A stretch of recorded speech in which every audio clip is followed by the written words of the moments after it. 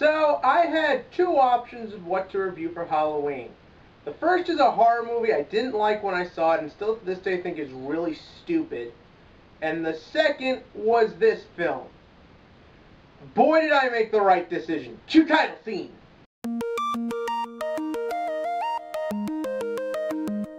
Nightcrawler is a 2014 thriller starring Jake Gyllenhaal and who cares who else, because this is Jake Gyllenhaal's movie. I don't think I need to address it because everyone's been saying it, but I will anyways. Jake Gyllenhaal is what fucking makes this movie. He lost a lot of weight and his performance is genuinely scary and it's amazing, and even though this isn't technically a horror movie, it scared me more than any Halloween film I could have seen today would have done. This is just a very unsettling, disturbing performance, but I'll get into why that works in a second. Essentially, let's start off with our plot. Basically, Gyllenhaal plays this guy who finds out that you can make money by going to crime scenes and just in general big news stories, videotape what's going on, and sell it to a big news organization for tons of money. I don't know how true that is in real life, although my gut's telling me yes. But if it is true, it would explain a lot. We always see on the news those shots of crime scenes that look way too close, way too more than what the media should be seeing, and now we know why. And because of this, immediately when I find this out for the film, it takes on a very creepy approach.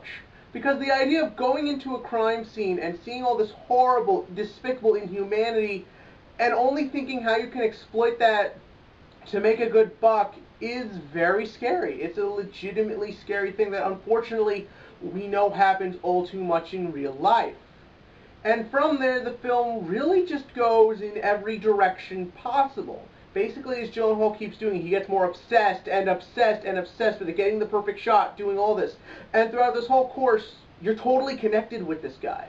You totally understand why he is the way he is. You get how he ticks. You understand it. The film and Gyllenhaal puts all of it on such a relatable level that it just engrosses you. You can't help but wonder, how close are you to this person? And that's a truly scary performance. Gyllenhaal plays this incredibly creepy, disturbing guy, but he figures out just the right level of humanity in him for you to believe and connect to this character. And that's what's truly insane about this movie. Every scene, everything that happens, it could have been like, I don't know, an hour and a half of him like eating a pizza. The way they portray everything in this movie just engulfs you.